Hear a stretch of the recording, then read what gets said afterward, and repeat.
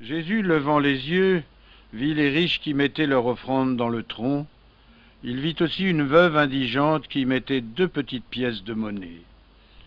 Et il dit, « Je vous le dis en vérité, cette pauvre veuve a mis plus que tous les autres, car tous ceux-là ont donné de leur superflu en offrande à Dieu.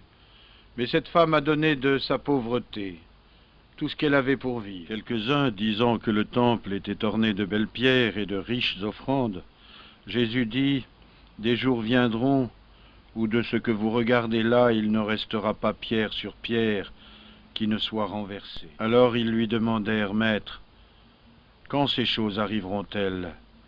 À quel signe connaîtra-t-on qu'elles sont proches ?» Jésus répondit, « Prenez garde qu'on ne vous séduise. Plusieurs viendront sous mon nom, disant, je suis le Christ, le temps est proche. Ne les suivez pas. Quand vous entendrez parler de guerre, de sédition, ne soyez pas effrayés. Il faut que ces choses arrivent d'abord, mais la fin ne viendra pas si tôt. » Il leur dit alors, « Une nation s'élèvera contre une nation, un royaume contre un royaume. Il y aura de grands tremblements de terre, des pestes, des famines en divers lieux, et dans le ciel d'effrayantes apparitions et des signes extraordinaires. Mais avant tout cela, on mettra les mains sur vous, et l'on vous persécutera. On vous traînera dans les synagogues et dans les prisons, on vous traduira devant les rois et les gouverneurs à cause de mon nom. Cela vous arrivera afin que vous me rendiez témoignage. Mettez donc dans vos cœurs de ne pas songer d'avance à votre défense, car je vous donnerai moi-même une bouche et une sagesse à laquelle vos ennemis ne pourront ni répondre, ni résister. Vous serez livrés même par vos parents, par vos frères, par vos proches, par vos amis, et ils feront mourir plusieurs d'entre vous. Vous serez en haine à tous à cause de mon nom. Cependant, pas un cheveu de votre tête ne se perdra. Par votre constance, vous sauverez vos âmes. Mais lorsque vous verrez des armées investir Jérusalem, sachez que la désolation est proche. Alors, que ceux qui seront dans la Judée s'enfuient dans les montagnes, que ceux qui seront dans la ville en sortent, que ceux qui seront dans les campagnes n'entrent pas dans la ville, car ce seront des jours de châtiment pour l'accomplissement de tout ce qui est écrit.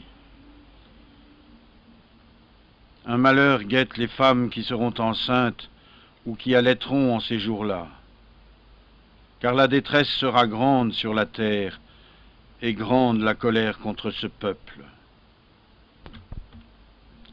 Ils tomberont sous le tranchant du glaive, ils seront emmenés captifs parmi les nations, et Jérusalem sera foulée aux pieds par les païens, jusqu'à ce que les temps des païens soient accomplis. Il y aura aussi des signes dans le soleil, dans la lune, dans les étoiles. Et sur la terre, les nations seront dans l'angoisse et la consternation. Au bruit de la mer et des flots, les hommes séchant de frayeur, dans l'attente de ce qui doit arriver à la terre, car les puissances des cieux seront ébranlées. Alors, on verra le Fils de l'homme venant dans une nuée avec une grande puissance et une grande gloire. Quand ces choses commenceront à arriver, redressez-vous, relevez la tête, parce que votre délivrance approche. Et il leur dit une comparaison, regardez le figuier et tous les arbres. Dès qu'ils se sont mis à pousser, vous savez de vous-même, en les voyant, que l'été est proche. De même, quand vous verrez ces choses arriver, sachez que le royaume de Dieu est proche. Je vous le dis en vérité, cette génération ne passera pas que tout ne soit accompli. Le ciel et la terre passeront, mais mes paroles ne passeront pas. Prenez garde à vous-même de peur que vos cœurs ne s'apesantissent par l'excès du manger et du boire et par les soucis de la vie, et que ce jour ne fonde sur vous à l'improviste, car il viendra comme un filet sur tous ceux qui habitent la face de la terre. Veillez donc et priez sans cesse, afin que vous soyez trouvés dignes d'échapper à tous ces malheurs qui doivent arriver, et de paraître debout devant le Fils de l'homme.